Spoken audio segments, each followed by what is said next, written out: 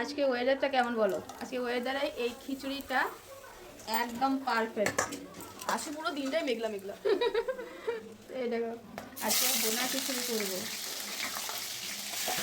বোনা খিচুড়িটা হবে এই যে মুগ ডাল, মুসুরি ডাল আর গোবিন্দভোগ চাল দিয়ে। পেঁয়াজটা এখন হালকা একটু ভাজা ভাজা হয়ে গেলে এর মধ্যে আদা রসুন পেস্টটা দেবো। এবার এটা লঙ্কার গুঁড়ো, লবণ, হলুদ আর জিরে গুঁড়ো, ধনে গুঁড়ো দিয়ে ভালো করে কষিয়ে নেওয়া হয়েছে। দেখো তেল ছেড়ে দিয়েছে। এবার কি করব, এই যে চাল ডাল দিয়ে ভালো করে এরকম ভালো করে একটু ভেজে নেবো। এবার ভাজা না হলে খিচুড়িটা ঝরঝরা হবে না। এটা তো আমি প্রায় করি মাঝে মধ্যে যখন আমার খিচুড়ি খেতে ইচ্ছে করে। এই ছোলা খিচুড়িটা আমার এত ভালো লাগে না, তবে এই খিচুড়িটা আমার খুব ভালো লাগে।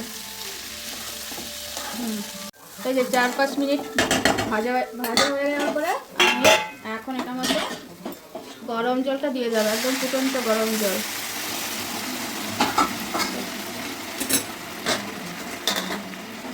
কয়েকটা কাঁচা লঙ্কা দিলাম। এখন এটাকে 2-3 মিনিট হবে, তারপরে কমিয়ে দেবো। দেখো কিছুক্ষণ ঢেকে রাখার পর একদম ঝরঝরে খিচুড়ি হয়ে গেছে, দেখতে পাচ্ছ তো বন্ধুরা? বলো তো আমার এই ঝরঝরে খিচুড়িটা কেমন হয়েছে? আমি খেয়ে তোমাদেরকে জানাচ্ছি কেমন হয়েছে।